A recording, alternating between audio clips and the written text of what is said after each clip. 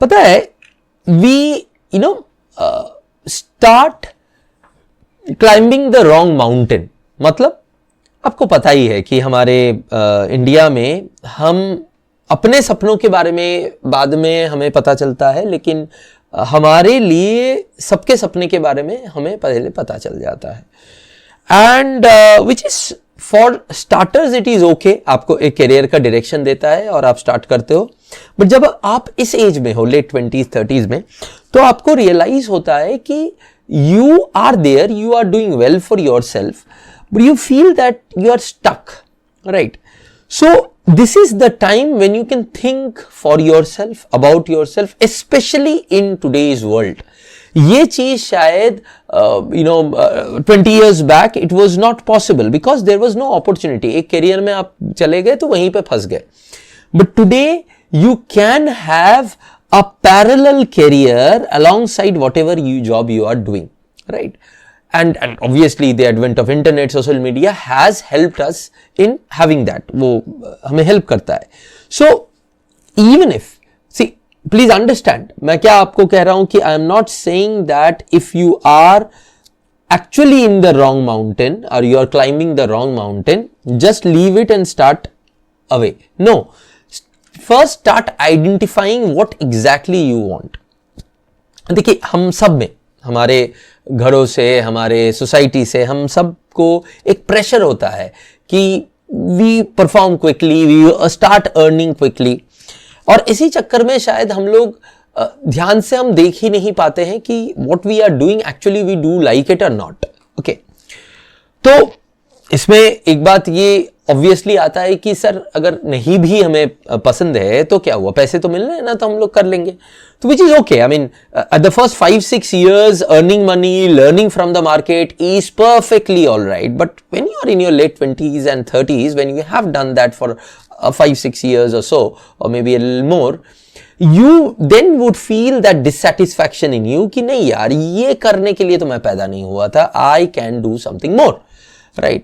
But वो क्या है मोर, वो जानने के लिए आपको खुद को जानना पड़ेगा. You will have to know what is your calling.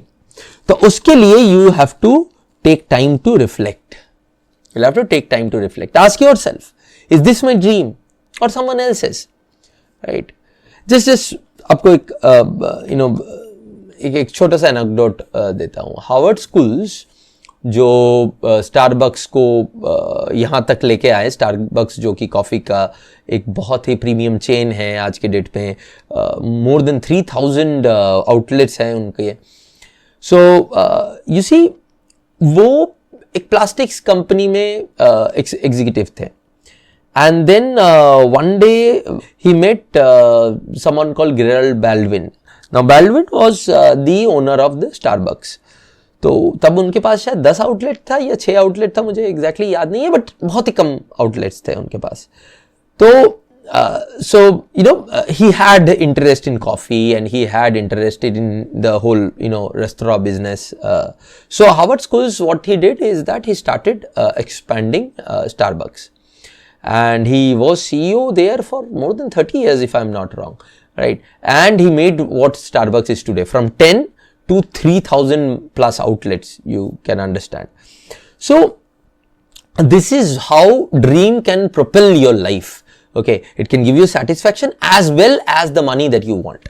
तो yes, ड्रीम की एक बहुत बड़ी वैल्यू है, and I am never saying कि आप जो कर रहे हो उसको छोड़ के सपना देखना चालू कर दो. नहीं, इट्स नॉट पॉसिबल, फाइनेंशियली भी नहीं पॉसिबल है वो, right?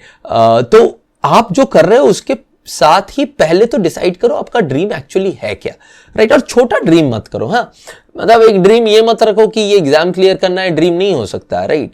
So even if it is the biggest exam, it's just an exam. Okay, तो what your dream should be is the kind of life that you want to get for yourself with the things that you love to do for yourself, right? That should be a part of the dream. So goal clarity में don't compromise. कब जाना है, कैसे निकलना है, कैसे existing job से निकलना है, इनके लिए तो हमें डिटेल डिस्कशन करना पड़ेगा if you want that to happen. So specifically you put it in the comment section, we will take up another session on that. But the main idea is कि भाई goal clarity चाहिए ही चाहिए, right? Even slow progress towards that goal is okay, but you should start moving towards it. और जैसे कि मैंने कहा कि आज की डेट में इंटरनेट में तो you have so many options of having a second option ready for yourself, right?